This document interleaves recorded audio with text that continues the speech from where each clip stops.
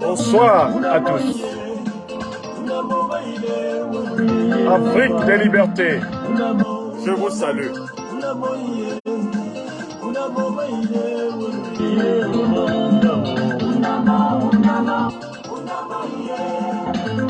Comment Alassane Dramane Ouattara manœuvre?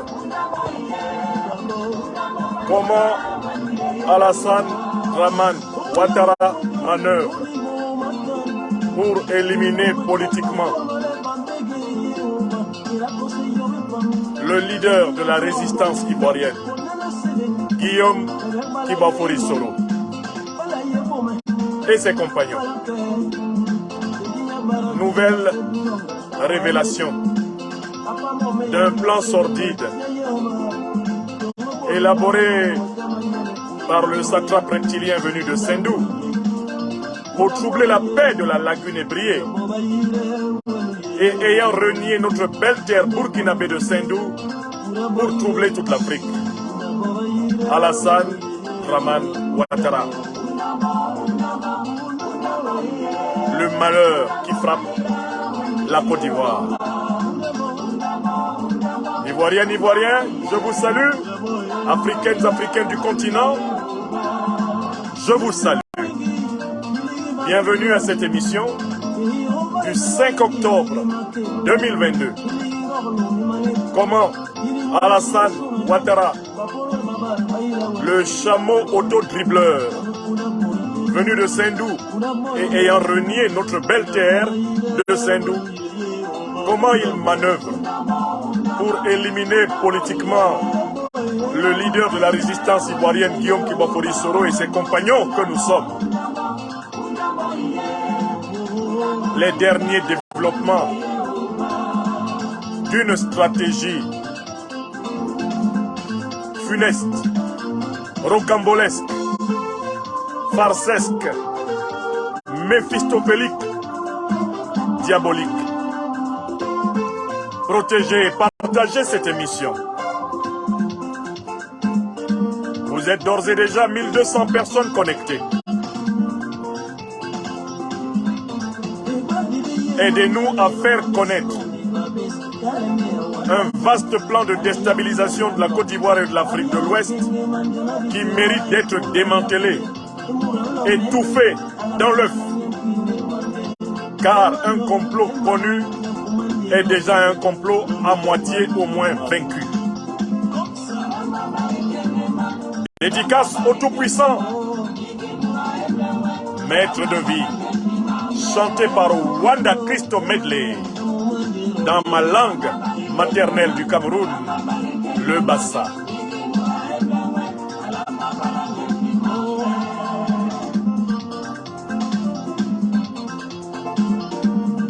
Soyez nombreux à protéger et partager cette émission, dont les révélations seront capitales pour comprendre ce qui se prépare en Afrique de l'Ouest en général, en Côte d'Ivoire en particulier.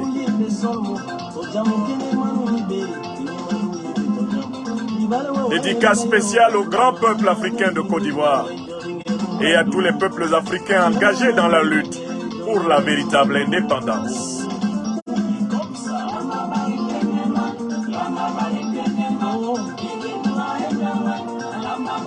Je te salue à Ferkessédougou, à la Fok Pokaha. Je te salue à Boaké. Je te salue à Korogo. Je te salue à Ma, à Bangolo. Je te salue à Diokwe. Je te salue à Boaké. Je te salue à Yamoussoukro, à Daoukro. Je te salue à Anyama, à Abobo. Je te salue à Trècheville, à Yopougon. Je te salue à Sikensi. Je te salue, Ivoirienne, Ivoirien, à Alépé, à Akoupé. Je te salue à Zouaounié. Je te salue à Ara. Je te salue à Agboville. Où que tu sois à travers la Côte d'Ivoire, Ivoirienne, Ivoirien, je te salue. Ada, Mabege, Jojo. Akara Yehova Nyambe Ukoli Nilibe Melobi Sugon, yeah, yeah. Anyambe, yon li bemjon. Jehovah Melobi Sugon, yeah, yeah. Anyambe, yon li bemjon. Well, Ada, Mabeges Joljon. Amwet, Ukoli Nilipe. Melobi Sugon, yeah, yeah. Anyambe, yon li bemjon. Vous êtes d'ores et déjà 2200 personnes rassemblées dans cette émission. Nous commençons dans moins d'une minute. Nous dédions cette émission au peuple ivoirien et à tous les peuples africains en lutte. Et dans la langue bassa du Cameroun, c'est une invocation à travers nos ancêtres angélisés au Tout-Puissant, Maître de vie, qu'il bénisse l'Afrique, qu'il bénisse l'humanité africaine en lutte. Yonli Bemjon, Ada, Mabeges Joljon, Amwet, Ukoli Nilipe, Melobi Sugon, yeah, yeah, Anyambe, Yonli Bemjon, Melobi Sugon, yeah, yeah, Anyambe, Yonli Bemjon, Mabeges Joljon, Karanungi Ukoli Nilipe. Ada Yonli Bemjon.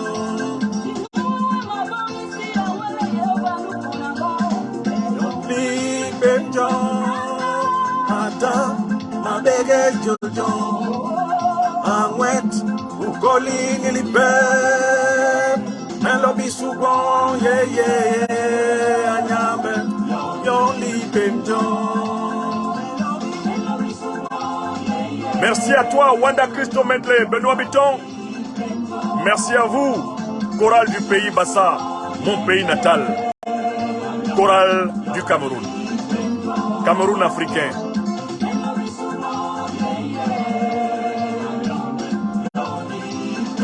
Soyez bénis, mes amis, nous commençons nos travaux dans quelques secondes. Ivoirienne, Ivoirien, je vous salue. Du nord au sud, de l'est à l'ouest, du quadrilatère ivoirien, je vous salue. Patrie adoptive bien-aimée, je te salue. Alassane Dramane Ouattara manœuvre pour l'élimination politique de Guillaume Kibafori Soro et de ses compagnons. Comment allons-nous traiter ce sujet ce soir? Nous allons commencer par montrer que Alassane Dramane Ouattara est dos au mur.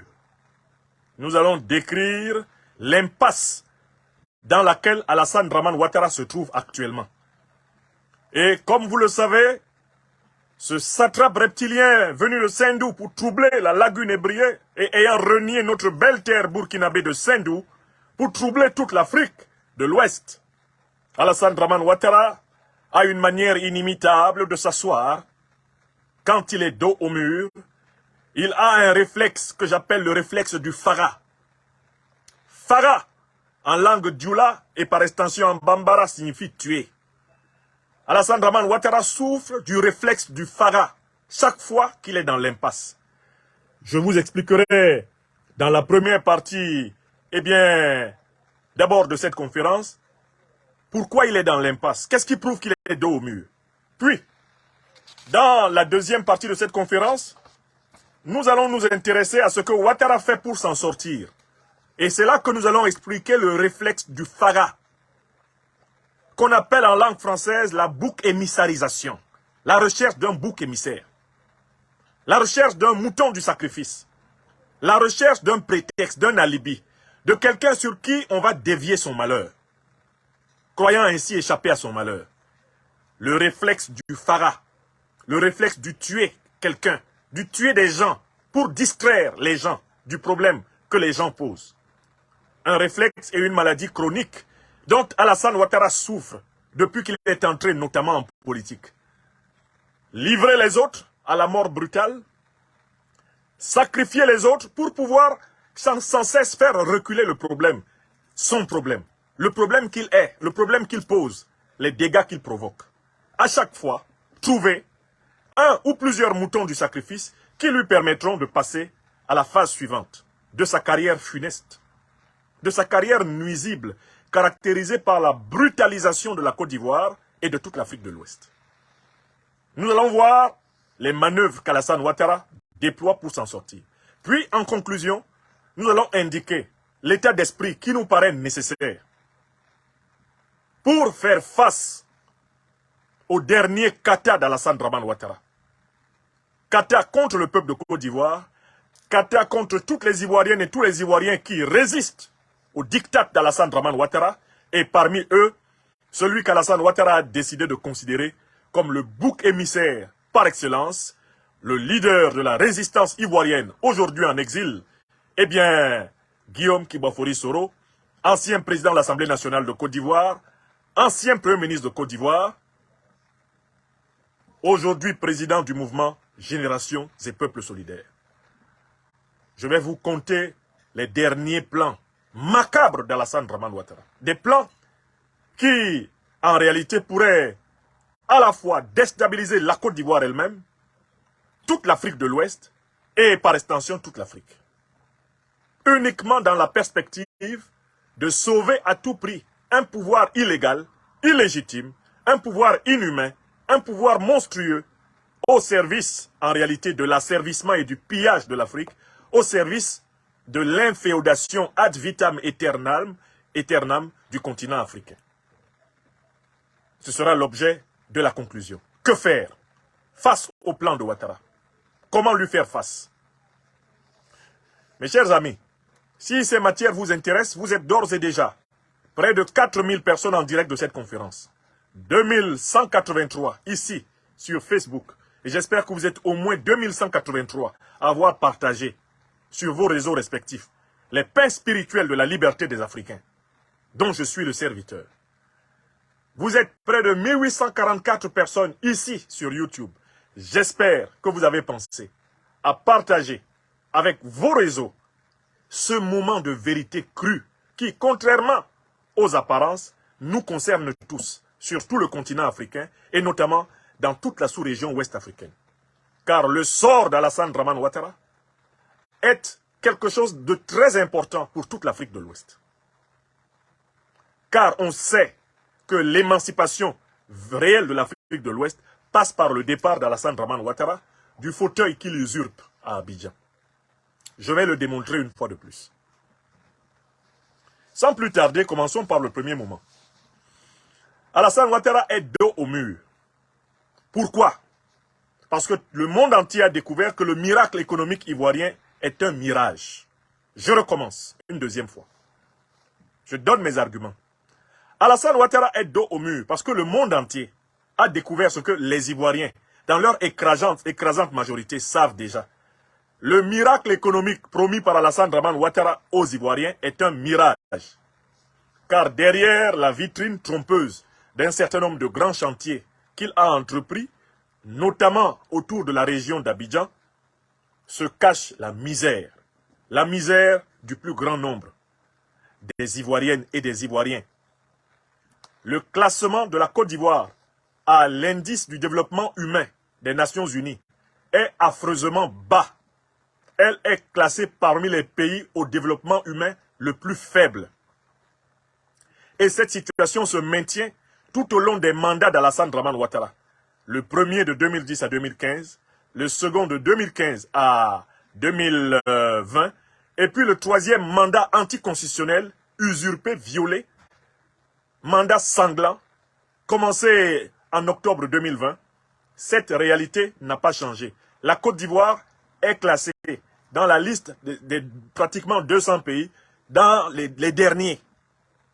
Sur les près de 200 pays, environ 189 de la liste, la Côte d'Ivoire est classée entre les 160e et 189e. Donc, parmi les pays à développement humain très faible, c'est le programme des Nations Unies pour le développement qui a élaboré l'indice et qui le dit.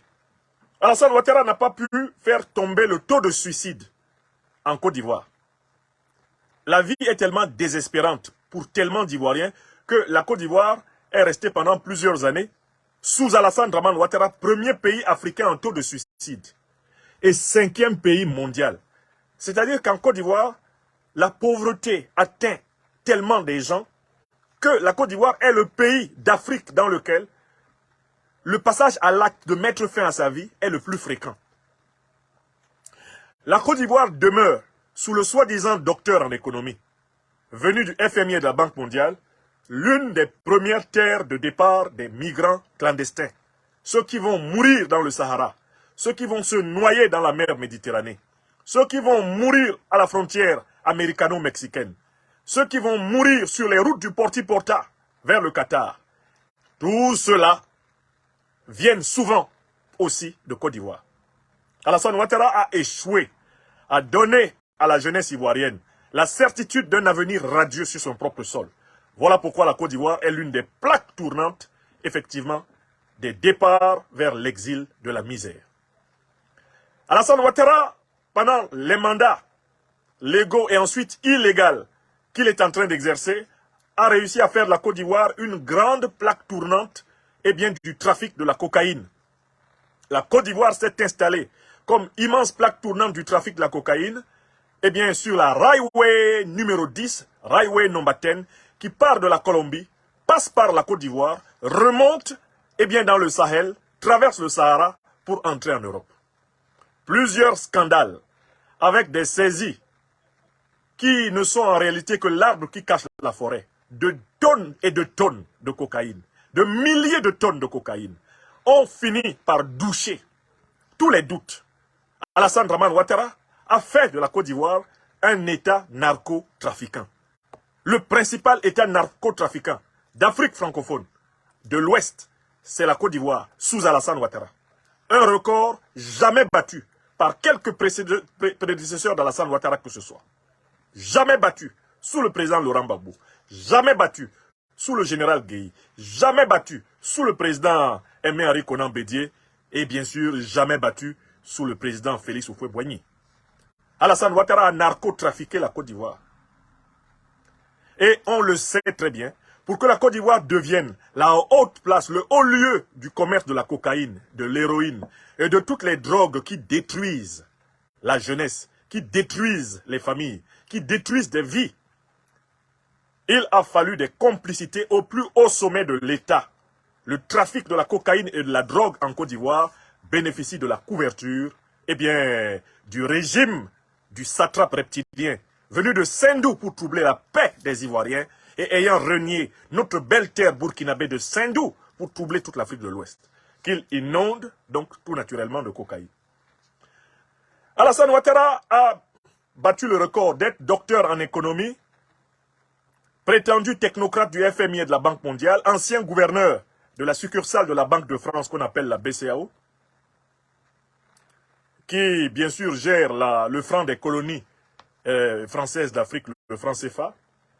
Mais malgré tous les titres qu'il a revendiqués, y compris des postes dits universels, dont parle son biographe, le professeur Abdou Touré, Alassane Ouattara n'a pas vaincu le chômage en Côte d'Ivoire. La Banque africaine de développement, basée en Côte d'Ivoire, est formelle. De 70 à 90% des Ivoiriens sont dans le chômage. Ce sont les chiffres de la BAD, Banque africaine de développement, publiés dès 2019-2020 en Côte d'Ivoire. La situation n'a pas changé. Le taux de pauvreté en Côte d'Ivoire oscille entre 50 et 60%, selon les chiffres recoupés. L'économie ivoirienne n'est toujours pas une économie capable de produire ce que les Ivoiriens consomment et de consommer ce que les Ivoiriens produisent.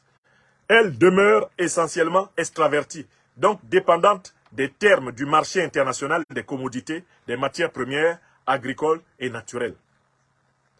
Alassane Ouattara a fait quelque chose d'extraordinaire.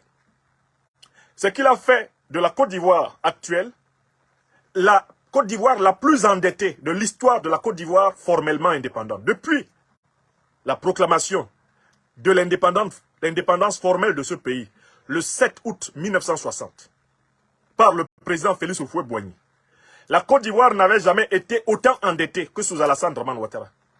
Il a poussé la dette à plus de la moitié du produit intérieur brut de la Côte d'Ivoire. C'est-à-dire qu'Alassane Dramane Ouattara est celui qui prédispose les futures générations ivoiriennes à être pauvres.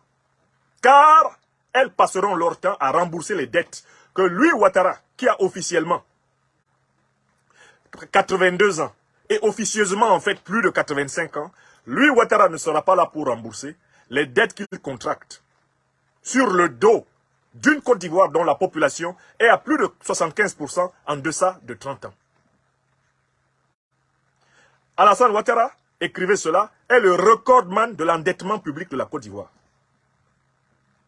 Il a fait franchir les 50%, la barre des 50% de l'endettement public de la Côte d'Ivoire. Vous pouvez aller vérifier tous ces chiffres sur le site d'un ministère dont Alassane Ouattara a toujours été un bon vassal, le ministère français de l'économie. Un taux d'endettement en croissance exponentielle et effrayante. Ouattara endette la Côte d'Ivoire, fait gagner des marchés publics sur la base de cette dette à ses amis, à sa famille, et se fait payer, lui et son clan, en rétrocommission, sur la base de la dette que les Ivoiriens, eux, vont passer des siècles à rembourser. Il s'agit là de l'une des plus grandes barbaries financières que ce pays ait jamais connues. Et ce n'est pas un hasard, cette barbarie financière a lieu après celle que Ouattara, Premier ministre, dans les années 90 du président Houphouët-Boigny, a fait subir à ce pays. La privatisation. La fameuse période de ce qu'on a appelé Ouattara vend, Ouattara achète.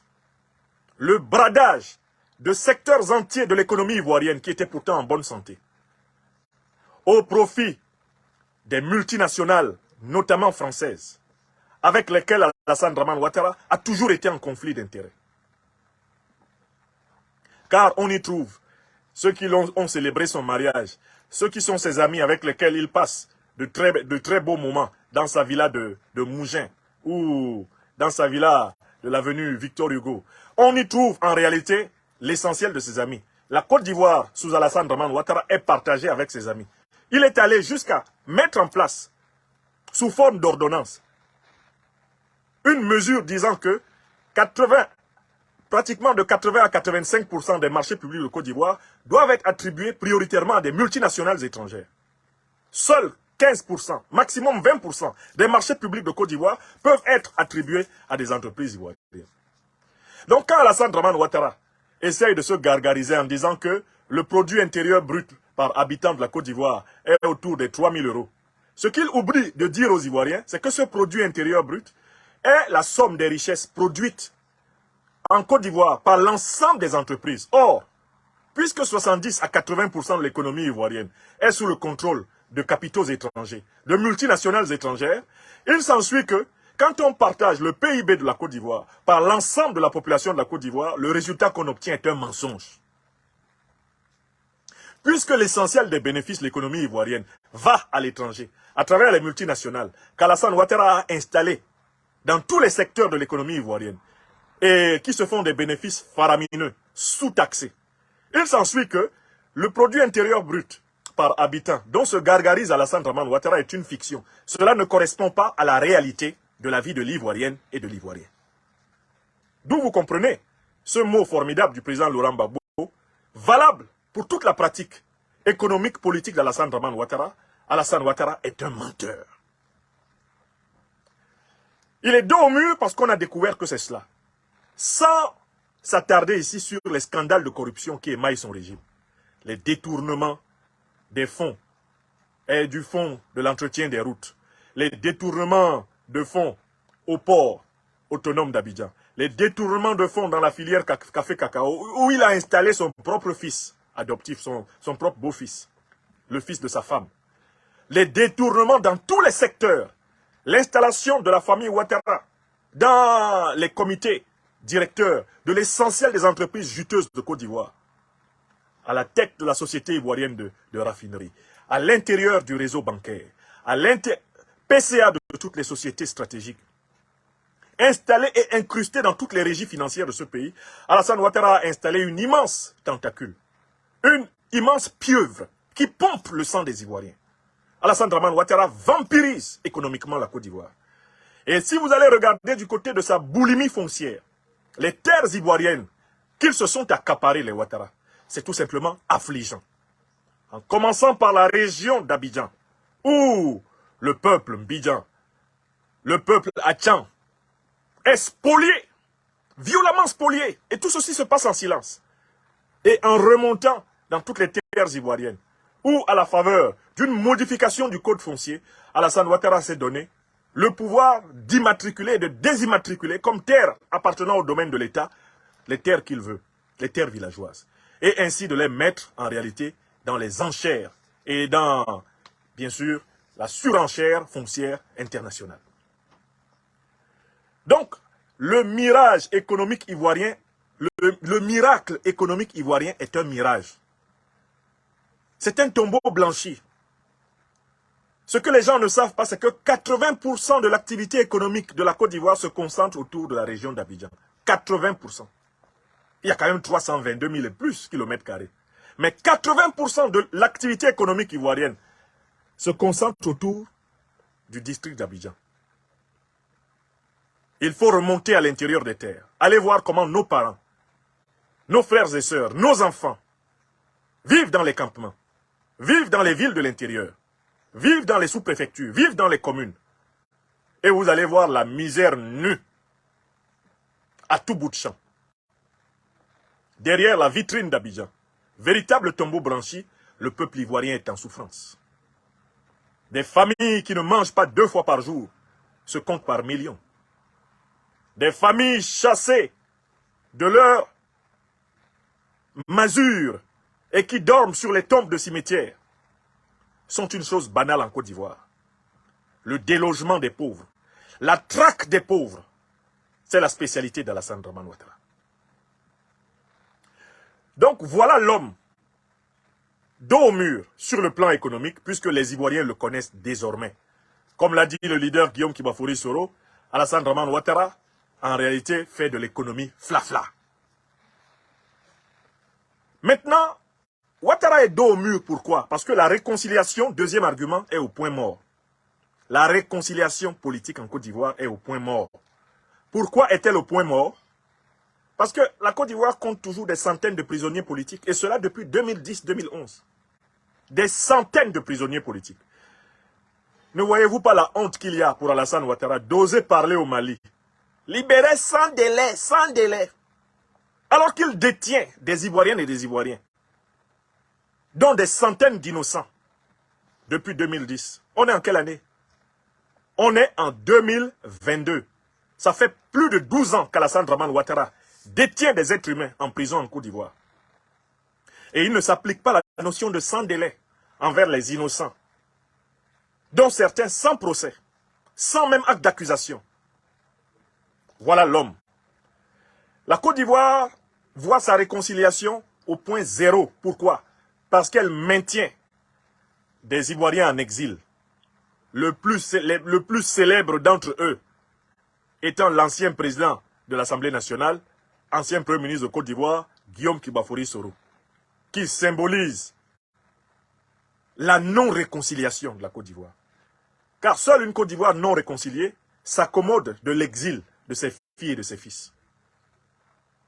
La Côte d'Ivoire n'est pas politiquement réconciliée parce que toutes les familles politiques ivoiriennes ne sont pas d'accord sur l'actuelle loi électorale, sur l'actuel code électoral, qui est en fait une organisation de tricherie au service du régime d'Alassane Dramane Ouattara, le régime du RHDP. La Côte d'Ivoire n'est pas réconciliée parce que le déséquilibre institutionnel en Côte d'Ivoire est flagrant. On sait qu'il n'y a pas de justice indépendante en Côte d'Ivoire. On sait que l'Assemblée nationale ne sert à rien dans le système Ouattara. Alassane Ouattara a phagocyté, il a dévoré toutes les institutions ivoiriennes qui fonctionnent selon ses humeurs, selon ses caprices. L'exécutif a dévoré le législatif, a dévoré le judiciaire. L'Ivoirienne et l'Ivoirien sincères savent qu'ils n'ont pas de justice. L'Ivoirienne et l'Ivoirien sincère savent qu'il n'a rien à attendre de l'Assemblée nationale. Parce que la doctrine de l'Assemblée nationale, après la démission de Guillaume Kibafouri Soro, c'est d'attendre ce que veut Alassane Ouattara et d'exécuter. D'où l'Assemblée nationale est devenue encore plus inutile dans le fonctionnement du régime. Quand le président du PPACI, l'ancien président de la République, Laurent Gbagbo, demande qu'une commission d'enquête de l'Assemblée nationale ivoirienne soit ouverte sur l'affaire des 49 mercenaires, cela est considéré comme une parole prononcée en l'air. Il n'y a même pas un début de frémissement de débat à l'intérieur du Parlement, où il a pourtant des députés. Pourquoi? Parce que tout le monde sait que le Parlement ivoirien aujourd'hui, ce n'est rien d'autre que la queue de Ouattara. C'est la queue. C'est une excroissance de la volonté ouattarique. Donc, les députés même du RHDP ne débattent pas au Parlement. Parce qu'ils savent que ça ne sert à rien. Ils attendent les consignes. Et de temps en temps, quelques millions qui sont associés à cela, millions sur lesquels se sont parfois empressés de se jeter aussi les députés de l'opposition. Avec un argument farfelu, consistant à dire c'est notre argent, on va prendre, on va manger. Si on ne prend pas, c'est eux qui vont prendre, donc on prend quand même, c'est notre argent. Argument à partir duquel le Parlement a été transformé en une mangeoire, en une excroissance, en un appendice du grand restaurant politique ivoirien dont Alassane Draman Ouattara est bien sûr le restaurateur suprême. Il n'y a pas de Parlement opérationnel en Côte d'Ivoire. De toutes les façons, parce que Ouattara s'y est assuré par la fraude électorale, le découpage électoral et la violence, une majorité. Et ensuite, parce que Ouattara a veillé à mouiller autant que possible tous les députés dans ces pratiques de subordination, dans ces pratiques de corruption, pour leur enlever le courage de le contester. Il a mis à la tête du Parlement le plus grand truand populaire de Côte d'Ivoire aujourd'hui après Ahmed Bakayoko. Adama Bictogo, détourneur de fonds publics du Sénégal, où il a volé 30 milliards dans le marché de la construction de l'université d'Amnadio. Grand détourneur de fonds publics ivoiriens, connu pour avoir détourné l'argent de la catastrophe du Trafigura, la fameuse catastrophe de pollution de la lagune ébriée, dans laquelle Adama Bictogo s'est servi pratiquement 1 milliard de CFA, au détriment de victimes, dont certaines sont décédées. Grand truand chargé de la lessiveuse des rétrocommissions des Ouattara, propriétaire de nombreuses entreprises, poussant de terre comme des champignons, sur la base de l'extorsion des fonds publics et des marchés publics obtenus par gré à gré. C'est lui qui a été élu président de l'Assemblée nationale. D'ailleurs, à l'unanimité des groupes parlementaires, lesquels se sont précipités pour recevoir chacun sa dîme, après avoir posé un acte qu'il prétendait être un acte de réconciliation nationale. En réalité, il s'agissait d'un acte de réconciliation stomacale. Stomacale. Vous notez la rime avec national. Quand la nation se réduit à l'estomac, on se fait payer une récompense pour avoir voté pour le truand d'Adama Bictogo. Et sur les décombres des Ivoiriens tombés en 2020 pour avoir suivi les mots d'ordre de cette même opposition. Donc Alassane Draman Ouattara a détruit l'espace du jeu politique traditionnel en Côte d'Ivoire. Le jeu politique n'a pas lieu à l'Assemblée nationale. Le jeu politique n'est pas possible parce qu'il n'y a pas de justice impartiale. Il n'y a pas de jeu politique en Côte d'Ivoire. Toute la scène politique ivoirienne ressemble à une arène de corrida. Alassane Draman Ouattara est le toréador et le peuple ivoirien est le taureau. La scène politique ivoirienne se réduit à ça. Ouattara, armé d'une épée pointue, tourne autour du peuple de Côte d'Ivoire, dans lequel il enfonce, dès qu'il peut, une épée de plus pour le saigner. Le peuple de Côte d'Ivoire, pauvre taureau, autour duquel le toréador Ouattara tourne, essaye de se battre, espérant tuer le toréador, comme cela arrive parfois dans les arènes d'Espagne. Oui, la scène politique ivoirienne est réductible à une corrida. Le peuple ivoirien est le taureau et Alassane Draman Ouattara est le toréador. Et toute la question est de savoir si enfin il y aura un moment où le taureau va encorner définitivement le toréador et le faire dormir pour toujours. Or, d'état de nuit. Du coup, on sait, quand on regarde la Côte d'Ivoire actuelle, qu'elle va vers une crise préélectorale avant 2025. Une crise électorale en 2025 et une crise post-électorale après 2025. On sait que les démons qui hantent ce pays depuis qu'Alassane Draman Ouattara notamment y a mis les pieds, que ces démons sont plus que jamais vivants et coriaces. Méfiance, haine, vengeance, rancune dominent les esprits. Parfois règne une espèce de silence. Ce silence, c'est le silence de mort. Ce n'est pas le silence de la quiétude de gens qui ont la paix de l'esprit. Non, c'est le silence de gens qui se disent, Seigneur, jusqu'à quand allons-nous subir cet homme? Alassane Ouattara a donc échoué dans le domaine de la réconciliation. Voilà pourquoi son réflexe est d'emprisonner, son réflexe est d'exiler, son réflexe est de tuer. Mais ce n'est pas fini. Alassane Ouattara est dos au mur parce qu'il est coincé dans une crise diplomatique et géopolitique majeure. Je recommence le troisième argument. Alassane Dramane Ouattara est dos au mur en Côte d'Ivoire parce qu'il est dans une crise diplomatique et géopolitique majeure. Maintenant, je vous décris cette crise-là. Diplomatiquement, le rôle d'Alassane Dramane Ouattara dans les sanctions illégales, illégitimes et inhumaines du 9 janvier 2022 de la CEDEAO contre le Mali, après que cela ait été demandé par la France et l'Union européenne, son rôle s'est retourné contre lui. Toute l'Afrique de l'Ouest, et même les gouvernants ouest-africains, et même les présidents ouest-africains, même les présidents membres de la CEDEAO, savent qu'Alassane Ouattara est nuisible à la sous-région. Les opinions ouest-africaines savent qu'Alassane Ouattara est un ennemi de la souveraineté africaine. Tout le monde maintenant sait que c'est lui qui a saboté la monnaie unique ECO pour tenter de sauver le franc des colonies françaises d'Afrique.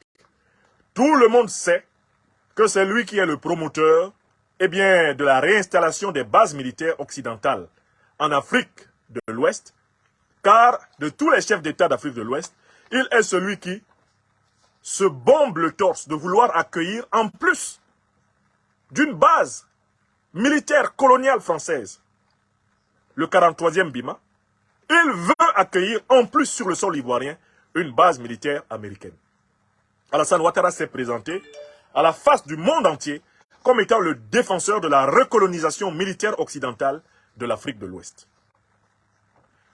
Donc tous les chefs d'État ouest-africains se méfient d'Alassane Dramane Ouattara depuis qu'ils savent que ses plans mégalomaniaques et hégémoniques sur la base de son mythe de la Grande Côte d'Ivoire qui intégrerait globalement tous les pays d'Afrique de l'Ouest, sauf le Nigeria, eh bien ce mythe-là, dont Alassane Ouattara s'était fait le défenseur dès les années 90, les chefs d'État ouest-africains se sont rendus compte que Ouattara ne blaguait pas. Il croit vraiment qu'il pourrait être l'empereur d'Afrique de l'Ouest. Et il a dit à une journaliste, citation, « I think I would have been an emperor, because being an emperor is better much than being a president. » Je crois que j'aurais mieux fait d'être empereur, parce que être empereur, c'est bien plus confortable, c'est bien plus agréable que d'être président. Alassane Ouattara l'a dit sérieusement à une journaliste occidentale éberluée. D'entendre cela de la part de quelqu'un qui se prétendait président de la République. Donc Alassane Ouattara, on sait qu'il est le serviteur de la déstabilisation, de tout ce qui est de nature à renforcer la souveraineté des pays africains. Mais il a un problème géopolitique encore plus grave.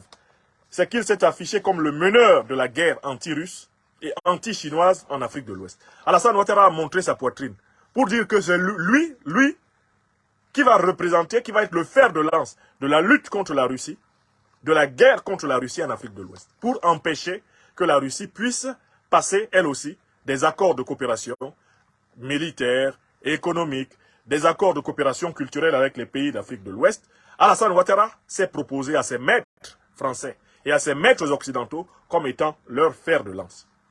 La preuve, son audio avec l'ancien Premier ministre malien Boubou Cissé le montre sous son vrai jour.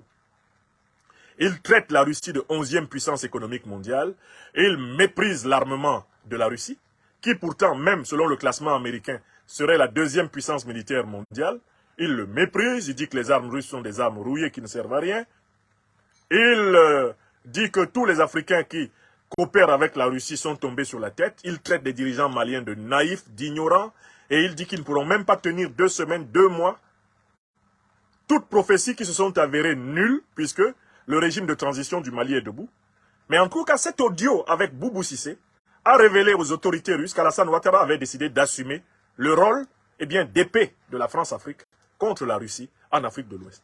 Du coup, malgré toutes les tentatives d'Alassane Dramane Ouattara de flatter, comme on l'a vu récemment, l'ambassadeur de Russie à Abidjan, Alassane Dramane Ouattara sait que Poutine a écrit son nom quelque part dans son cahier et probablement avec un stylo d'une couleur proche de celle du feu.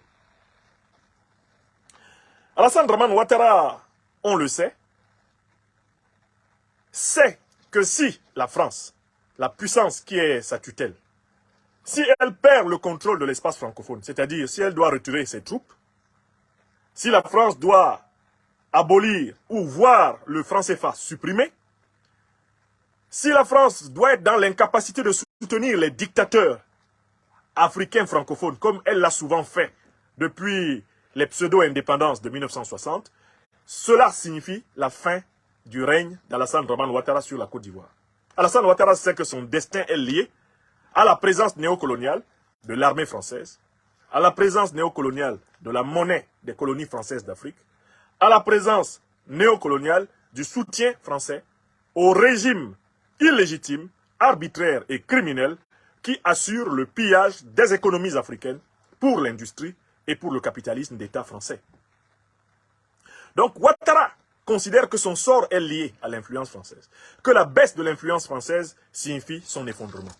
Et c'est comme cela qu'il lit, et j'ai lu avec beaucoup de bonheur l'analyse qu'a donnée de cette affaire le grand investigateur ivoirien Chris Yapi dans un commentaire qui est disponible sur son blog YouTube, sur sa page YouTube.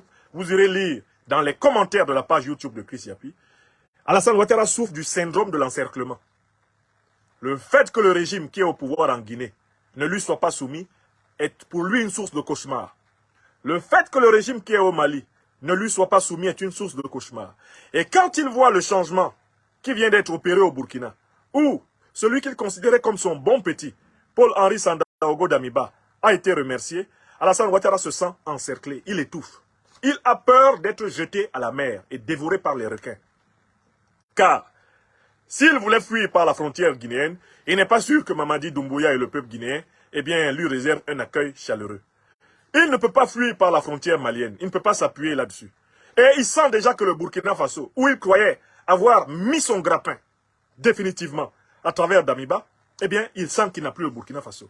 Ouattara n'a plus de zone de repli, et n'ayant pas de frontière, directe avec le Niger, Alassane Dramane Ouattara se sent poussé vers la mer.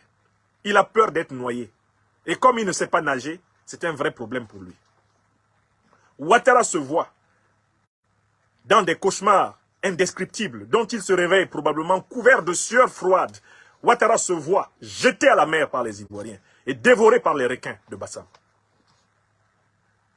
Autrefois, il se gardait la possibilité de fuir au Burkina, de fuir au Mali, de fuir en Guinée. Maintenant, il a à peine la possibilité de fuir au Ghana ou de fuir, bien sûr, à la base militaire française.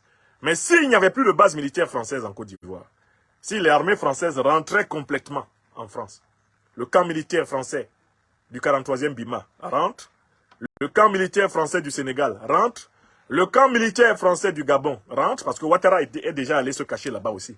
Les camps militaires français, actuellement au Burkina, actuellement au Niger, rentrent. Alassane Dramane Ouattara rend sa démission.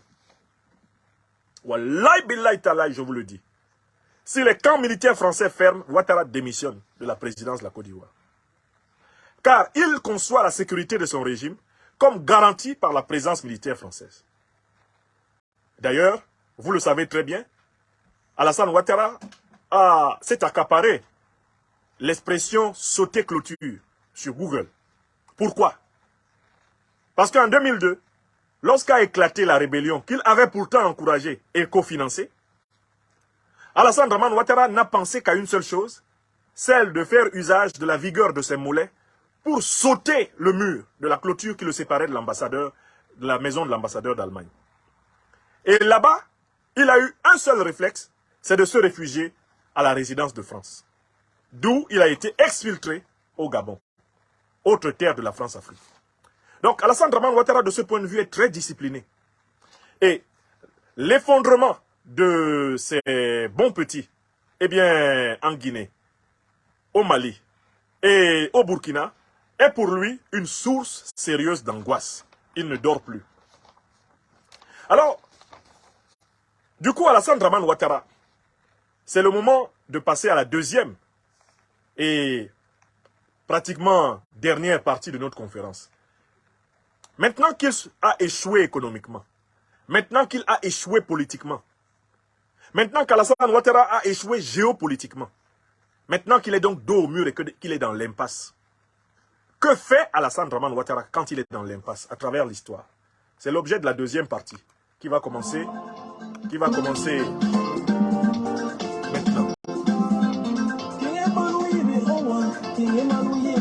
Mes chers amis, vous êtes 6500 personnes en direct de cette émission. J'espère que vous êtes 6500 personnes à avoir pensé à la partager. Alassane Ouattara est dos au mur, économiquement. Il a échoué. Dos au mur, politiquement, il a échoué. Dos au mur, géopolitiquement, il a échoué. Que va-t-il faire? Comment va-t-il s'en sortir? C'est ce que nous allons voir.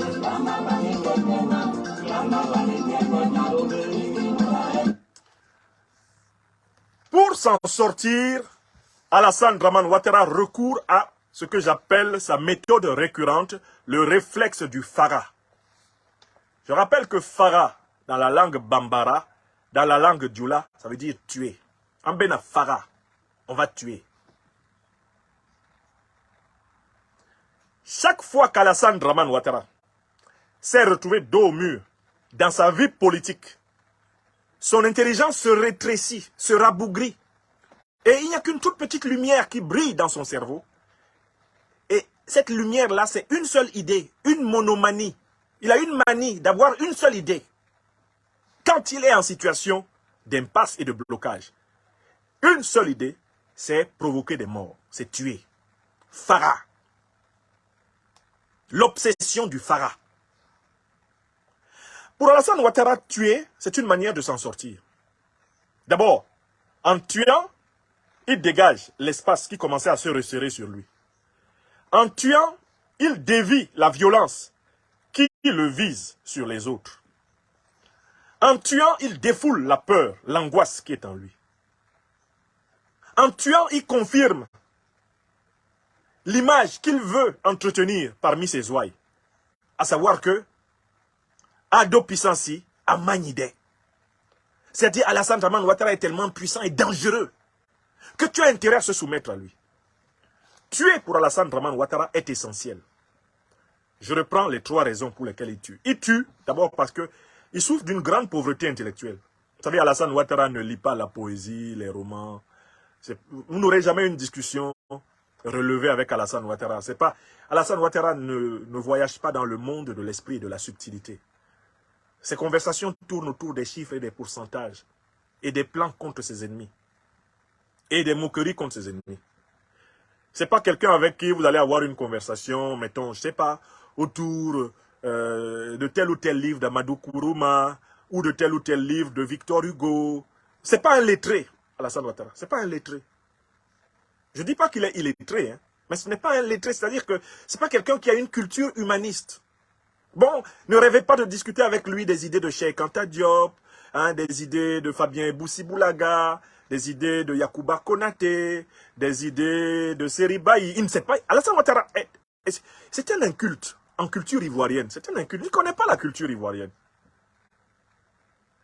La haute culture intellectuelle ivoirienne, comme il n'a pas grandi là, comme il n'a pas fait son école là, et comme il a renié notre bon pays du Burkina, Ouattara est africainement et culturellement aliéné. Donc, celui qui vous parle, c'est quelqu'un qui l'a pratiqué. Vous pouvez passer 2 heures avec ce type-là, il n'y aura pas une conversation qui tourne autour d'une œuvre de l'esprit. Une sculpture, un monument, une pièce de théâtre, un grand roman de l'histoire, une théorie philosophique, une grande théorie philosophico-économique. Non, c'est pas Ouattara ça. C'est le PIB, le PNB, les pourcentages. Attention, là, on peut toujours en train de calculer. Alassane Ouattara, à la place du cerveau, a une calculette et à la place du cœur aussi. Donc, ce monsieur-là, il souffre d'une pauvreté intellectuelle, une pauvreté symbolique. Et vous savez que quand vous n'avez pas consacré une partie de votre vie à enrichir votre dimension symbolique, c'est-à-dire votre connaissance des humanités, à travers la littérature, la poésie, la musique, Ouattara ne parle jamais de musique. Jamais. Parce qu'en fait, c'est un analphabète musical. C'est pour ça que bon, quand les Aïcha Koné chantent pour Assimi Goïta, lui, tout ce qu'il retient, c'est Ambena Farah. Ambena Farah. Qui lui a dit de chanter pour Assimi Goïta au moment où j'ai mes 46 soldats emprisonnés là-bas? Alassane Ouattara n'est pas capable d'écouter la mélodie de la chanson d'Aïcha. Tu peux ne pas être d'accord avec ce que la Maman Africa a chanté, c'est ton droit. Mais elle chante bien. Oui. Moi, je ne suis pas d'accord avec certaines des idées et des positions d'Alpha Blondy ou de Tikendia, mais quand il chante bien, je suis obligé, en tant que mélomane, de le reconnaître. Quelqu'un peut te déplaire, mais quand sa chanson est jolie, elle est jolie parce que tu écoutes la mélodie, tu écoutes la structure rythmique, et tu sens des harmonies qui réjouissent ton âme dans ce que la personne fait. Ouattara ne peut pas faire ce distinguo. Elle a chanté pour qui celle-là? Elle a osé chanter pour Assimi Goïta, mais elle va me sentir, hein. Elle va me sentir, hein, Dominique. Cette Aïcha connaît, cherche des problèmes, elle ne me connaît pas, je vais la foutre au gnouf, hein. Mais je vais l'emprisonner, hein. J'ai menacé Yodé et Siro ici, maintenant ils chantent comme il faut, hein. Attention, hein. Attention, attention, hein. Si j'ai pu envoyer Babou en prison, il n'y a pas quelqu'un ici en Côte d'Ivoire que je ne peux pas coffrer, hein. Allez lui dire, hein. Allez lui dire, on ne s'amuse pas avec Ado, hein. Ado Pissansi a Magnide. Donc, Alassane Ouattara souffre d'une pauvreté. Pauvreté spirituelle, une pauvreté symbolique et une pauvreté affective. Parce qu'il ne se sent pas aimé et puis il n'aime pas vraiment les gens, puisqu'il s'aime trop, il est narcissique. D'où, dès qu'il est contrarié, la première idée qui lui vient à l'esprit, c'est Ambena Farah. On va tuer. Et c'est pour cela que ses propres militants disent Amagnide. Et ses propres militants sont pareils. Ils répondent à la contradiction intellectuelle par la machette. Ils répondent à la contradiction intellectuelle par le gourdin. Ils répondent à la contradiction intellectuelle par la menace. Ils répondent à la contradiction intellectuelle par l'obscénité. Ce sont des tamerconistes. Ce sont des maudiaïstes. Il y a tout un lexique fécal, un lexique obscène, un lexique anal, un lexique phallique qui permet de reconnaître un militant d'Alassane Dramane Ouattara entre 10 000 personnes, même 1 million de personnes. Ils ont une manière inimitable de s'asseoir. Leur langage est traversé de bordées fécales, de bordées sexuelles. Leur langage est traversé de bordées grossières. Leur langage est traversé de tout ce qui renvoie à l'animalité. Et ils sont caractérisés par la haine de la vie de l'esprit. Ils ne savent par exemple pas utiliser des figures de style comme l'ironie. Ils ne savent pas ironiser avec l'adversaire. On ironise avec Ouattara. Eux, ils ne savent pas ironiser. Ils disent seulement, toi, tu ne vas plus jamais mettre les pieds en Côte d'Ivoire. Toi, le jour où on va t'attraper, c'est là que tu vas connaître ta mère, là, tu vas voir. Toi, ton maudillard. Ils sont d'une pauvreté d'esprit qui n'est rien d'autre que le reflet de leur leader. Alassane Ouattara, c'est ça, sa maladie du Farah. La pauvreté spirituelle. Il a un deuxième problème, c'est que quand il tue, il se donne un prétexte. Parce que lui, il tue et il accuse la victime. Alassane Ouattara, c'est le spécialiste de la culpabilisation de la victime. Il te tue et puis il dit que c'est de ta faute. Il te tue, il dit que tu t'es tué. Il t'élimine, il dit non, il a eu des problèmes tout seul. Et puis, quand il t'élimine, il te pleure abondamment. On l'a vu avec Ahmed Bakayoko. On l'a vu avec Amadou Gon. Il a esquinté Amadou Gon au lieu de laisser Amadou Gon poursuivre sa convalescence à Paris. Il l'a forcé à être candidat parce qu'il savait que Amadou Gon ne survivrait pas à cette campagne. Et qu'il profiterait de ça pour en prendre prétexte. Non, hein. Je ne voulais pas le pouvoir. Hein. C'est un cas de force majeure. C'est de sa faute. Hein. Malheureusement, il est mort. Ah oui, non, il aurait dû ne pas mourir, j'aurais respecté la Constitution. Oui. C'était un cas de force majeure. Hein. Je n'avais pas le choix. Et après, il vient dire aux Ivoiriens qu'il y a au moins 12 Ivoiriens au RHDP qui sont capables d'être candidats. Comme si ces 12 Ivoiriens sont nés après 2020. Comme s'ils n'étaient pas là en 2020. Quand Amadou Gon est tombé, les 12 Ivoiriens capables d'être candidats à la présidence de la République n'étaient-ils pas vivants? Ahmed Bakayoko qui croyait, après la chute dans la mort d'Amadou Gon, que son heure avait sonné. Il ne savait pas quelle heure avait sonné. En Benafara, il l'a dit lui-même avant d'expirer. Ils m'ont eu. Ils m'ont eu. Donc Alassane Ouattara tue pour dégager l'espace politique. Et ensuite, il tue pour bouc émissariser. Enfin, j'insiste sur le fait que Alassane Ouattara tue pour apaiser son angoisse. Comme il a peur que les autres se vengent, et comme tous les peureux, il est très violent. Il tue par anticipation, parce qu'il se dit que les autres veulent le tuer. Et parce qu'il se dit qu'avec tout le mal qu'il a fait aux autres, les autres ne peuvent que vouloir le tuer. Alors il essaye de les tuer avant. Et de les tuer, ça le rassure. Mais ça le rassure brièvement seulement parce que ça le prend dans le cercle vicieux du réflexe du Farah. Le réflexe du Farah conduit à un cercle vicieux. Puisque quand tu tues pour t'apaiser, eh bien, ceux que tu as tués étant les amis et les parents de gens qui sont vivants, tu augmentes ton angoisse, puisque il y aura toujours des gens qui voudront venger ce que tu as tué. Et par conséquent, il faudra que tu les tues. Et il y aura des gens qui voudront venger ce que tu as tué parce qu'ils voulaient venger ce que tu as tué. Et il faudra que tu les tues. Voilà comment Alassane Ouattara est dans une spirale de maladies nerveuses, de maladies neurasthéniques, qui viennent du fait qu'en permanence, il voit le diable partout. Il est paranoïaque. Le complexe du Farah, qu'on peut appeler la pharatite, c'est-à-dire l'envie obsessionnelle de tuer pour s'apaiser, ce complexe place l'individu dans la paranoïa et il voit l'ennemi désormais partout. Alors, Alassane Dramane Ouattara a donc choisi, pour s'en sortir dans cette situation d'échec économique, d'échec politique et d'échec sur le plan géopolitique, il a choisi un bouc émissaire. Il a choisi une proie idéale pour lui. Quelqu'un qui remplit tous les critères pour lui permettre d'atteindre ses 3 buts habituels. Quels sont ces 3 buts habituels? Tuer, parce que cela lui permet de démontrer qu'il est méchant, qu'à Magnidé, qu'il est puissant. Tuer, parce que cela lui permet de se dégager une fenêtre de tir et d'action. Tuer, parce que cela lui permet d'apaiser provisoirement son angoisse face à l'idée que les autres vont se venger. C'est ce qu'il a fait. Quand il était dans l'impasse en 1993, il voulait garder le pouvoir qui ne lui était pas dû en vertu de l'article 11 de la Constitution. Qu'est-ce qu'il a fait? Il est allé chercher des boucs émissaires. Le général Gueye et le ministre Laurent Donafologo qui ont témoigné. Il leur a demandé de faire le coup d'État, de ne pas respecter l'article 11 de la Constitution qui prévoyait que ce soit le président de l'Assemblée nationale d'alors, Aimé Henri Konan Bédié, qui assure l'intérim du président Oufoué jusqu'aux élections suivantes.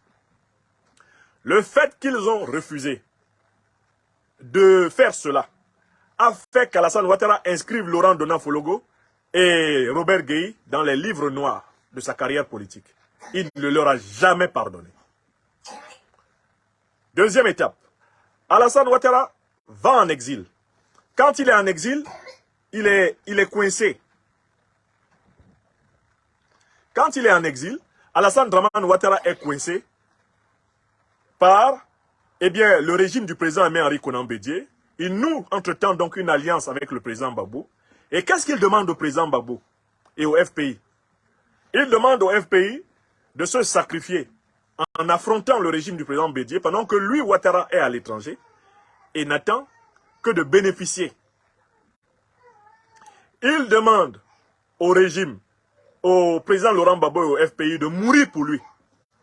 Quand le président Laurent Gbagbo et le FPI l'ont compris, ils refusent de mourir pour lui. Parce qu'ils ont refusé de mourir pour lui, Alassane Ouattara inscrit leur nom dans les livres sombres de l'histoire. Depuis 1995, il marque que Laurent Gbagbo ayant refusé de mourir pour lui dans le boycott actif de 1995, il lui faudra en réalité le lui faire payer très cher. On arrive en 99. Il instrumentalise le général Gueye qui accepte cette fois-ci de faire le coup d'État pour lui, le 24 décembre. Quand le général Gueye fait volte-face et décide de faire finalement de ce coup d'État une occasion d'être président, puisque le balayeur ne peut pas balayer la maison pour que quelqu'un d'autre vienne vivre dedans, Alassane Dramane Ouattara inscrit le général Gueye dans la liste de ses boucs émissaires. Et dès le mois de septembre 2000, il essaye de le tuer. Entre-temps sera tué le ministre Bala Keïta. Pourquoi? Parce qu'il a refusé de se sacrifier pour Alassane Draman Ouattara. Tué à Ouagadougou. On continue. 2002, la rébellion de 2002, le président Guillaume Soro nous a dit, c'est le seul coup d'état que j'ai fait de ma vie et je l'ai fait pour Alassane Ouattara. Tant que tu risques ta vie pour Alassane Draman Ouattara, ça va. Mais quand tu lui dis, et Guillaume Soro le lui dit finalement, à partir de 2015 en montant, qu'il faut que le régime politique en Côte d'Ivoire soit un régime qui inclut tous les Ivoiriens. Que ce régime permette à la Côte d'Ivoire d'exister pour tous les Ivoiriens. Qu'il faut que les prisonniers politiques soient libérés, que les exilés politiques reviennent, que le système politique soit équitable et que les futures élections soient exemplaires et que le sang ne coule plus lors du transfert du pouvoir. Le fait de le dire fait qu'Alassane Draman Ouattara inscrit désormais Guillaume Soro à partir de cette époque-là dans la liste de ceux qui doivent être sacrifiés. Car cela remet en cause l'idée que toute solution politique en Côte d'Ivoire doit passer par le maintien de Ouattara et de son clan au pouvoir. Alors, pourquoi Guillaume Soro aujourd'hui concentre la haine d'Alassane Ouattara? Pourquoi Guillaume Soro concentre-t-il la méchanceté d'Alassane Draman Ouattara? Je vous donne les raisons. Parce qu'Alassane Ouattara pense tenir sous le contrôle tous les autres leaders de l'opposition ivoirienne. Il pense que le président Bédié, le président Babo, le président Mamadou Koulibaly sont dans sa main, puisqu'ils vivent en Côte d'Ivoire. Et qu'à tout moment, il peut envoyer ses microbes, il peut envoyer sa milice, il peut envoyer les forces de défense et de sécurité à ses ordres, les écraser, eux et leurs proches et leurs militants. Donc, Alassane Ouattara croit, et il est convaincu qu'il tient les Simone Babou. Bref, toute la classe politique ivoirienne vivant en Côte d'Ivoire, il la tient sous la main par la terreur. Et qu'elle n'osera pas l'affronter puisque cette classe politique sait que lui, Ouattara, n'hésitera pas à faire usage de la violence la plus brute. Il est convaincu d'avoir détruit en outre toute volonté de contestation à l'intérieur du RHDP. Regardez la cérémonie de réintégration de Mabri Touakeus au RHDP. Une cérémonie de soumission organisée non même pas au siège du RHDP. D'ailleurs, je vous demande, est-ce que le RHDP a un siège si ce n'est pas la maison de Ouattara? Est-ce que le RHDP a un siège si ce n'est pas le palais présidentiel occupé par Ouattara? Parce que voilà un parti au pouvoir, à ma connaissance, il n'a toujours pas de siège. Parce que si le RHDP prétend être un rassemblement de partis, mais il n'est pas le RDR. Le RDR est l'un des partis du RHDP. Si le RHDP prétend être un parti qui est un parti unifié, il faudrait que le RHDP ait son propre siège. Mais on voit très bien que le siège du RHDP, c'est la maison d'Alassane Ouattara. Le siège du RHDP, c'est le palais présidentiel qu'occupe. Partout où Ouattara se trouve, c'est le siège du RHDP. Et voilà pourquoi pour réintégrer Mabri Touakeus dans le RHDP, Ouattara le réintègre dans une cérémonie à son propre domicile. Une confusion totale entre la soi-disant présidence de la République, la présidence du RHDP, et puis les tractations partisanes. Chez Alassane Ouattara, eh bien la confusion des genres et les conflits d'intérêts, il s'en fout. Du moment que c'est lui qui le fait, c'est normal. Donc Alassane Ouattara a réduit toutes les velléités à l'intérieur du RHDP en bouillie. Le RHDP, c'est du déguet, c'est du pilé, c'est du foutou. Le RHDP, là, il n'y a personne qui ait une colonne vertébrale dans le RHDP. Il n'existe plus. Daniel Kablan-Duncan, fatigué d'être pilé, d'être pilonné, d'être malaxé, d'être foutouisé, Daniel Kablan-Duncan a préféré aller s'asseoir dans son village. Au RHDP, personne ne possède de colonne vertébrale. Alassane Draman Ouattara les a tous reptilisés. Donc, par ailleurs, Alassane Draman Ouattara a mené une OPA sur la diaspora ivoirienne. Et il a réussi à obtenir de Charles Blé Goudé de changer sa généalogie et de devenir désormais le neveu de Ouattara. Donc, systématiquement, Ouattara se dit, j'ai réussi globalement, à braquer le président Bédié, braquer le président Babou, braquer Madame Simone et Yves Babou, braquer le président Mamadou Koulibaly. Tous ces gens-là, ils sont à la merci de mes microbes. Ils sont à la merci de ma police politique. Ils sont à la merci de ma milice. Et ils savent qu'il ne faut pas qu'ils m'essayent. Ah non, non, non, non, non. S'ils s'amusent avec moi, je les écrase. Non, non, non, non, non. Babo, je le refous en prison. Hein. Je le refous en prison dès qu'ils s'amusent. Hein. Non, non, non, non, non. Ils savent. Hein. Il se dit qu'il a réussi à subjuguer Charles Blé Goudé, qui est devenu son neveu, publiquement. Alors Alassane Ouattara se dit, mais qui m'empêche, diantre, de tourner rond dans ce pays? Qui est debout? Qui est encore debout? La réponse inévitable, c'est que c'est Guillaume Soro qui est le seul opposant ivoirien qui échappe aujourd'hui au contrôle relatif ou total d'Alassane Ouattara. Je recommence. Guillaume Kibafori Soro est aujourd'hui le seul opposant ivoirien qui échappe au contrôle relatif. J'entends par là le contrôle physique. Parce que Ouattara considère qu'il a la main sur le corps de Babou. Il a la main sur le corps de Bédié. Il a la main sur le corps de Simone Babou. Il a la main sur le corps de Mamadou Koulibaly. Il a la main sur le corps de tous ses opposants présents sur le sol ivoirien. Il peut en disposer à tout moment. Donc, il a ce qu'on appelle un contrôle relatif sur eux. Mais, quel est l'opposant politique sur le corps duquel Ouattara n'a pas la main et sur l'esprit duquel il a encore, mais pas du tout la main, c'est Guillaume Soro. Voilà pourquoi c'est à Guillaume Soro qu'Alassane Ouattara a réservé ses coups les plus durs. Peine de prison à perpétuité. Traque acharné à l'international. Maintien de nombreux compagnons en prison, voire le cas de Soul Toussoul et de tous nos autres camarades qui restent emprisonnés, sans raison. Confiscation arbitraire des biens et blocage de ses comptes bancaires, y compris en utilisant les réseaux de la France-Afrique, ici en France. Nombreuses tentatives de kidnapping et d'assassinat de Guillaume Soro, en Espagne, en Turquie, en France. Et il ne faut pas oublier que l'une des plus importantes tentatives d'assassinat contre Guillaume Soro, l'attentat du Fokker 100 à Bouaké, portait la trace d'éléments instrumentalisés par le RDR d'Alassane Draman Ouattara, le 29 juin 2007. J'espère que vous le savez. On accusait à l'époque, dans certaines instances du RDR, Guillaume Soro d'avoir trahi le RDR.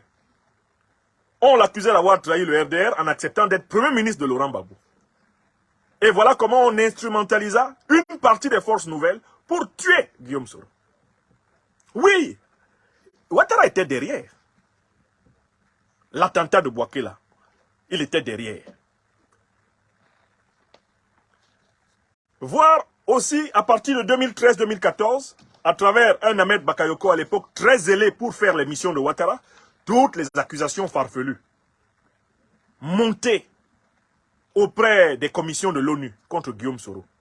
On a, par exemple, prétendu que Guillaume Soro détenait en Côte d'Ivoire 12 tonnes d'armes.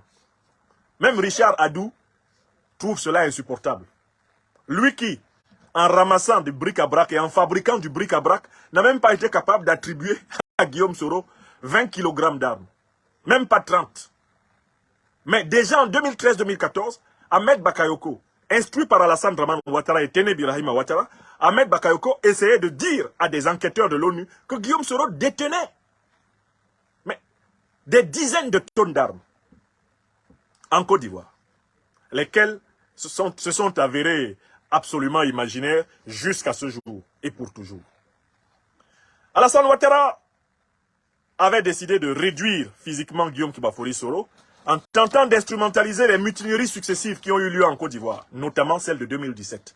Voilà pourquoi le 9 octobre 2017, il jetait le directeur de protocole, fidèle camarade, fidèle allié, fidèle compagnon de Guillaume Kibafori Soro, l'ambassadeur plénipotentiaire Kone Kamaraté Souleymane en prison.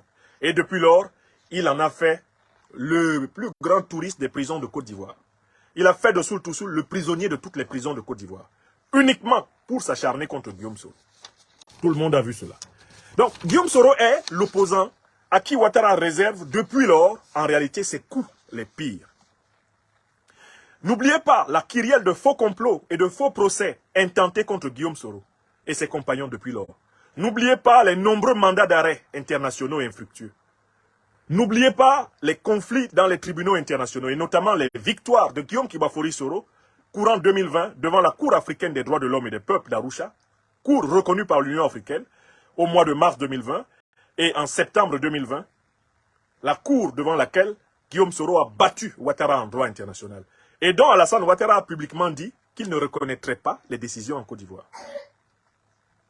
N'oubliez pas les tentatives d'instrumentaliser la plainte que Michel Gbagbo avait portée contre Guillaume Kibafori Soro et les anciens Comzones.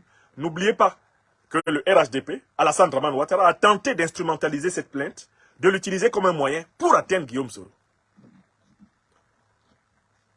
N'oubliez pas que c'est sous la pression d'Alassane Dramane Ouattara que les autorités françaises et le chef de l'État français actuel, le président Emmanuel Macron, a lui-même publiquement déclaré, contrairement aux habitudes d'un État de droit, Guillaume Kibafori Soro persona non grata en France. Il l'a déclaré persona non grata par solidarité avec le régime d'Alassane Ouattara, qui avait pourtant violé l'article 55 de la Constitution, qui s'était octroyé un troisième mandat anticonstitutionnel. Et il a précisé qu'il ne voulait pas que Guillaume Kibafori Soro combatte le régime d'Alassane Dramane Ouattara à partir du sol français. Malgré tous ces coups portés à Guillaume Kibafori Soro, on peut dire qu'Alassane Ouattara, systématiquement, a été confronté à l'expérience de l'échec. Le mouvement Génération et Peuple Solidaire, écrasé, brutalisé après les événements du 23 décembre 2019, lors de la tentative de retour du président Guillaume Soro, est toujours vivant. Et mieux que jamais implanté dans l'esprit, le corps et le territoire de la Côte d'Ivoire. Pendant ce temps-là, pendant qu'Alassane Ouattara s'acharne, réserve ses coups les plus durs contre Guillaume Kibafori Soro et ses compagnons, ce sont eux qui constituent aujourd'hui, de manière incontestable, la plus puissante machine de communication politique face au régime d'Alassane Dramane Ouattara. Écrivez ça. Vous le savez très bien. Nous avons même reçu des hommages des communicants du pouvoir, RHDP. J'ai vu une vidéo d'un braillard vivant aux États-Unis qu'on appelle Nieba, disant que les soroïstes sont les meilleurs communicants en Côte d'Ivoire. Pour une fois, je suis d'accord avec Nieba. Décidément, Nieba ne dit pas que des bêtises, il lui arrive d'avoir un éclair de luminosité. Alors, Alassane Dramane Ouattara, de guerre lasse, a chargé son frère et ministre de la Défense, Téné Birahima Ouattara dit la fiole, de mener une offensive spéciale, puissante en Europe, en Occident en général, contre Guillaume Kibafori Soro et ses principaux lieutenants. Et cette offensive se déroule actuellement auprès des autorités européennes et plus largement des autorités occidentales. Comment? J'en viens aux révélations que je vous ai promises sur ce que Ouattara est en train de faire à l'instant où je vous parle. Premièrement, Alassane Dramane Ouattara et tout son régime ont multiplié des fiches signalétiques rouges adressées à plusieurs pays du monde contre Guillaume Kibafori Soro et ses compagnons, que nous sommes, afin d'obtenir la restriction de leurs déplacements et les cerner. Toutes les officines, toutes les chancelleries d'Europe, d'Amérique notamment, ont reçu des fiches, des rapports, des accusations extrêmement infamantes contre Guillaume Kibafori Soro et ses compagnons, avec la demande explicite de tout faire pour restreindre, sur la base de ces accusations mensongères, eh bien, nos mouvements, en multipliant des interdictions, des refus de visa d'entrée, eh bien, dans tous ces pays, contre Guillaume Kibafori Soro et ses compagnons. C'est par la faute d'Alassane Dramane Ouattara et de toutes ces calomnies et de toutes ces fiches rouges que votre serviteur, depuis 2 ans, ne reçoit plus l'autorisation traditionnelle que depuis pratiquement 10 à 15 ans, j'obtenais des services d'immigration américains pour visiter les États-Unis.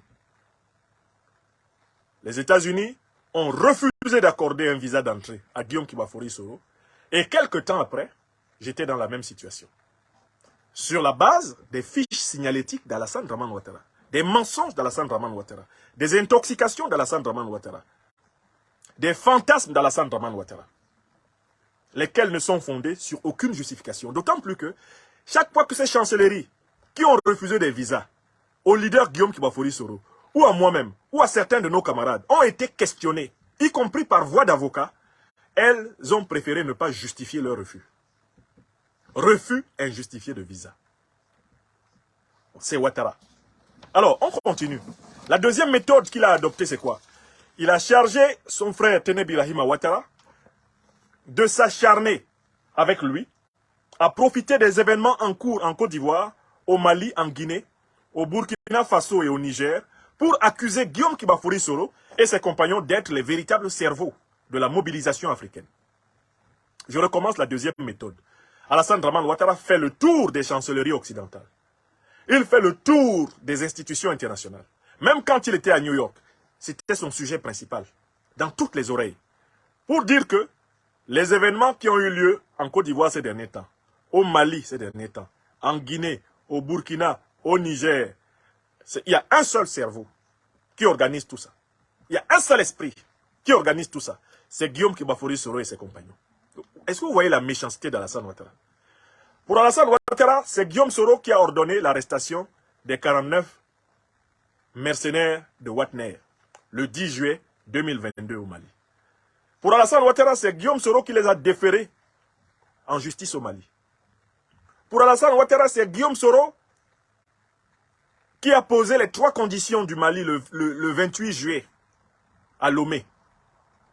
Pour Alassane Ouattara, c'est Guillaume Soro et ses compagnons qui ont rédigé le discours du Mali à l'ONU. Vous voyez l'insulte qu'il fait au Mali encore? Vous voyez l'insulte qu'il fait au Mali? Alassane Ouattara dit que Mamadi Doumbouya ne lui obéit pas aussi bien qu'au départ de son coup d'État. Que Mamadi Doumbouya est devenu désobéissant. Que Mamadi Doumbouya se rapproche un peu trop du Mali. Et que ça, c'est la faute à Guillaume Soro.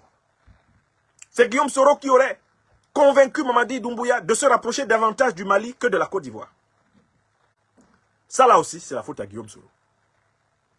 C'est Guillaume Soro qui serait l'organisateur du coup d'État qui a renversé Damiba au Burkina.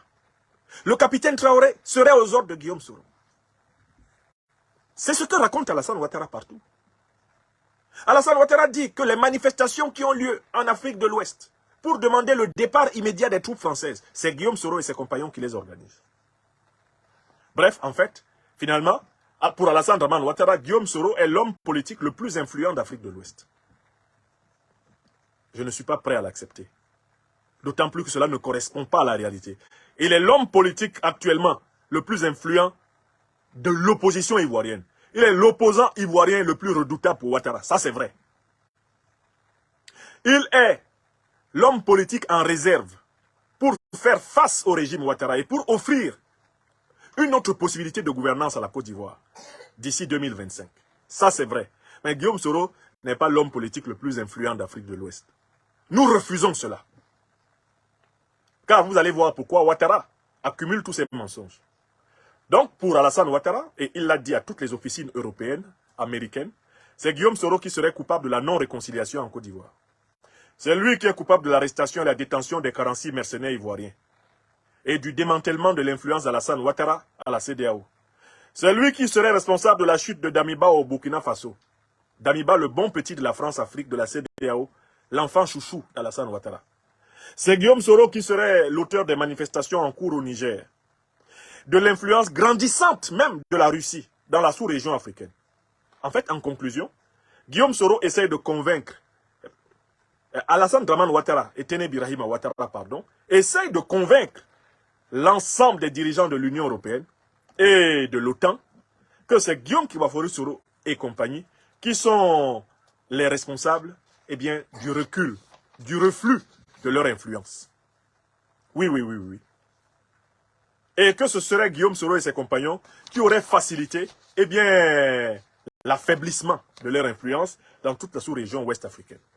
Mieux, Alassane Ouattara et ses compagnons n'hésitent pas à dire que nous et notre leader Guillaume Kibafori Soro, nous serions directement financés par la Russie. Ils le disent maintenant de plus en plus ouvertement. Poutine nous aurait donné des milliards pour mener cette bataille. D'où l'énergie extraordinaire que nous déployons pour défendre nos idées.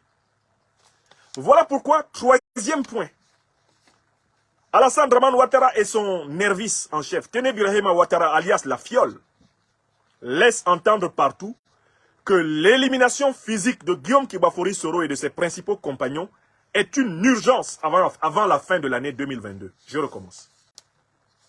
Voilà pourquoi Alassane Dramane Ouattara, partout où il passe en Europe, partout où il passe en Occident, suggère, exige de considérer que l'élimination physique de Guillaume Kibafori Soro et de ses principaux compagnons que nous sommes, soit une urgence avant la fin de l'année 2022.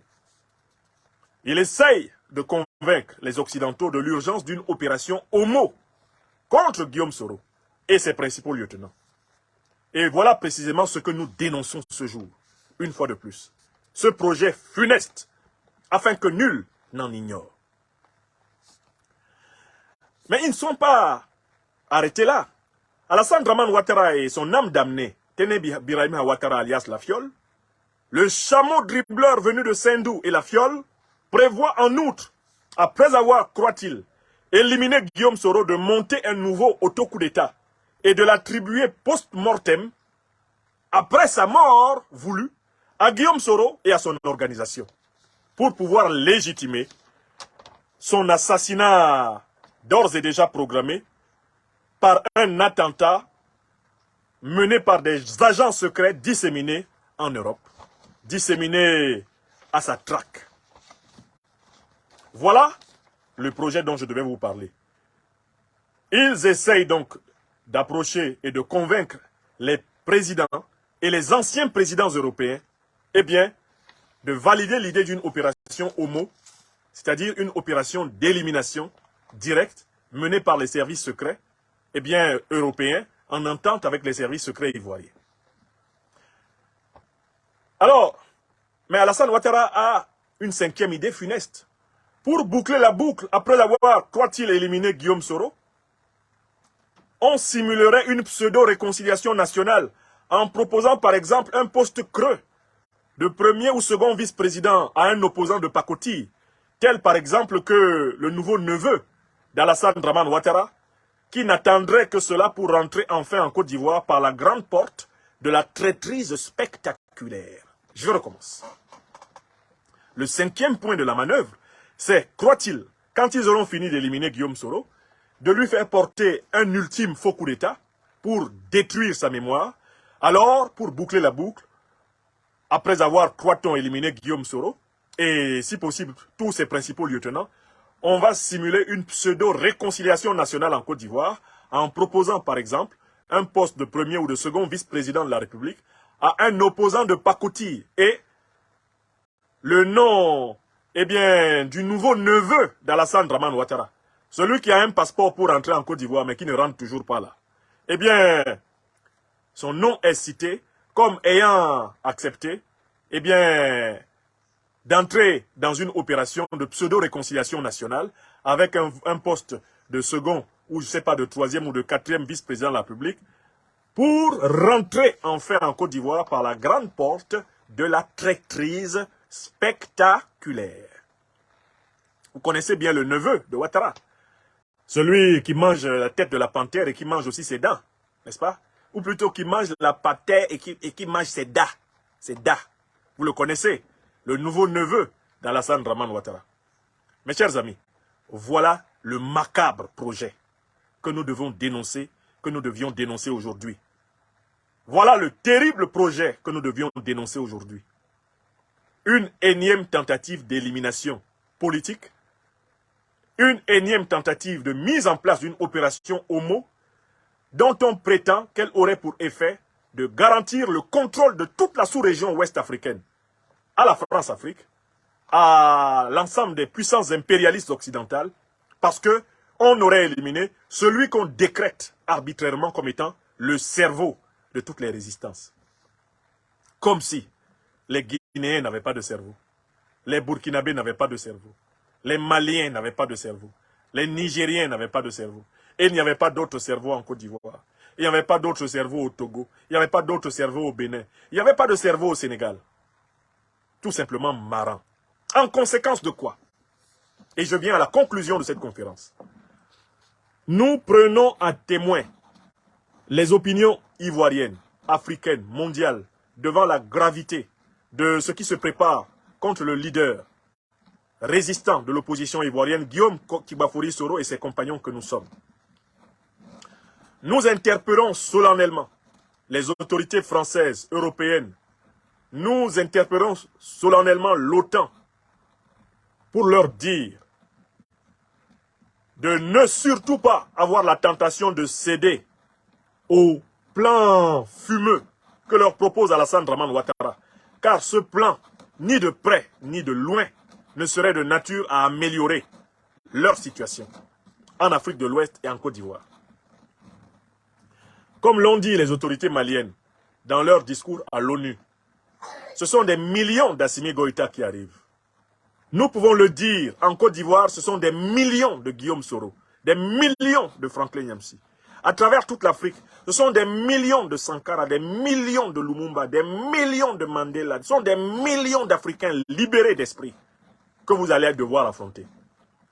Ne vous focalisez pas sur telle ou telle figure. L'Afrique est redevenue indocile. Vous ne pourrez pas garder l'Afrique en esclavage, comme au 15e, 16e siècle, comme au 16e, au 17e, au 18e, au 19e et au 20e. Le 21e siècle sera africain ou ne sera pas. Donc, Alassane Dramane Ouattara, qui essaie de mettre sur la tête de Guillaume Kibafori Soro et de ses compagnons un état d'esprit d'indépendance, de souveraineté, un état d'esprit de dignité et de respect, qui est devenu l'état d'esprit de centaines de millions d'hommes et bientôt de milliards d'êtres humains. Eh bien, Alassane Dramane Ouattara vous amène vers une fausse piste, vers un coup d'épée dans l'eau. Il vous amène en réalité vers un discrédit de plus de vos puissances. Troisièmement, nous confirmons la fausseté des accusations d'Alassane Dramane Ouattara, qui ne sont étayées par aucun début de preuve. Nos engagements, et notamment l'engagement que nous menons aux côtés du leader de Génération et Peuple Solidaire, Guillaume Kibafori Soro, se mènent par les armes de la parole, les armes de l'argumentation, les armes de la mobilisation citoyenne.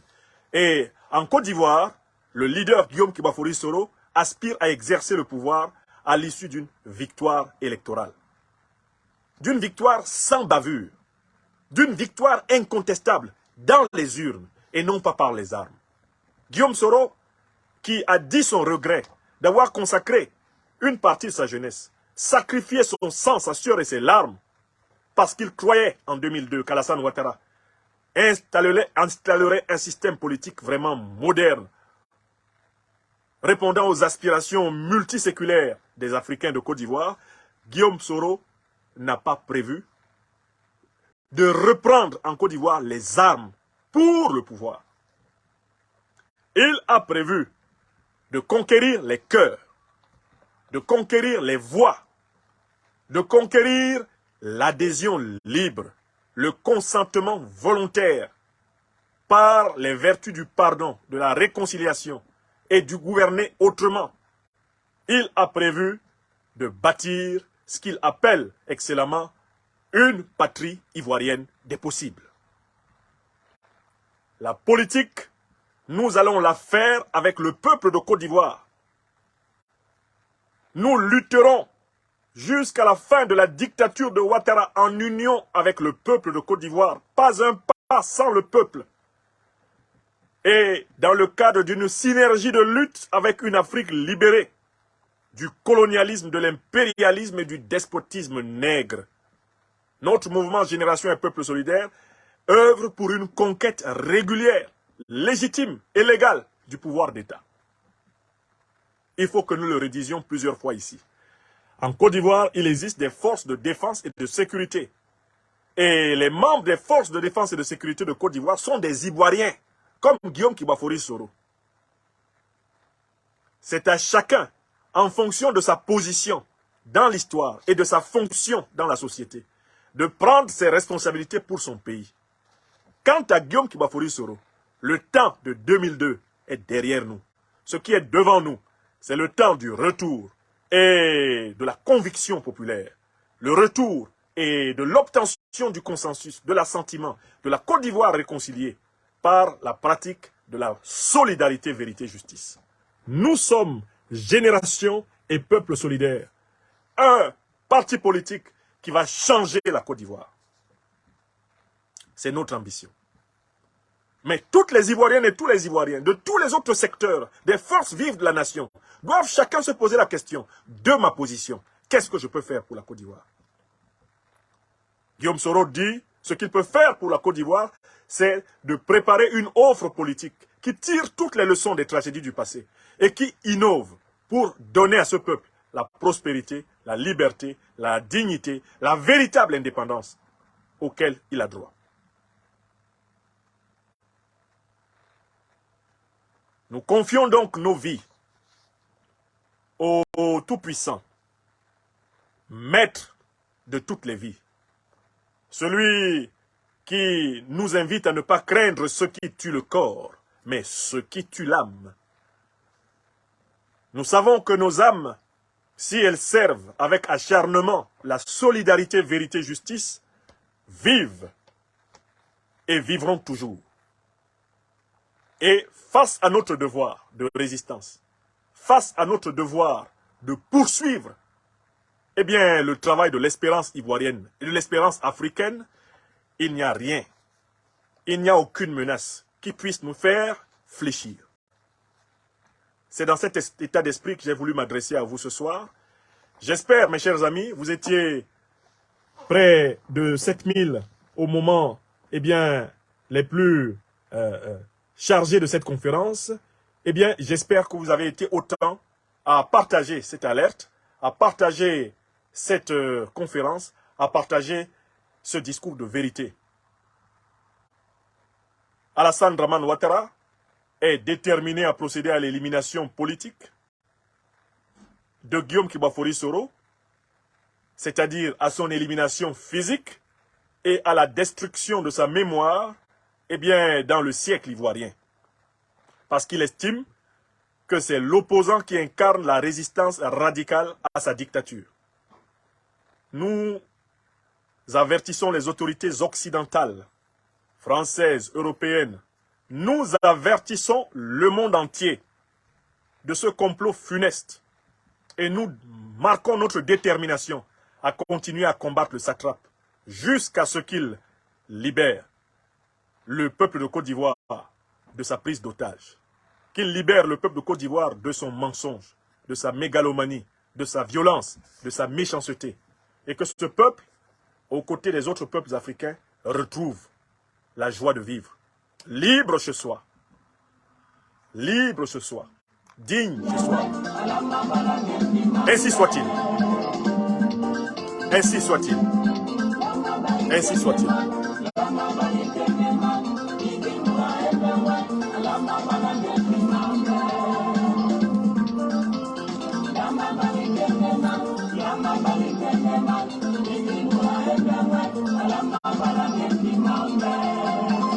Je vous remercie, mes chers amis.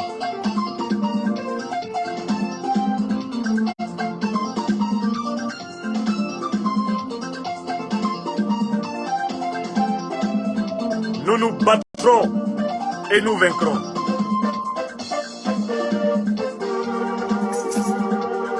Attends, ma belle Jojo. Akarayo banyambe ukoli nilipe.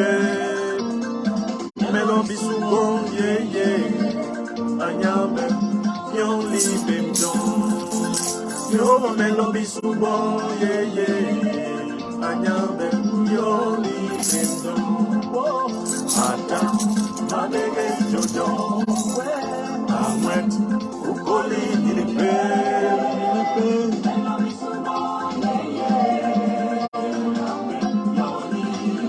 Dédicace à toi, président Guillaume Kibafori Soro, leader de notre résistance ivoirienne.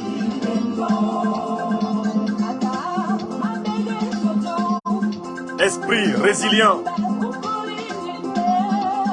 maître courage, homme persévérant, homme humble, homme fraternel, président Guillaume Soro. Nous vaincrons Alassane Dramane Ouattara. Wallahi billahi talahi. Mabere Jojo. Okoli nilipe. Anyambe. Melo bisubo ye ye. Anyambe. Mabere Jojo.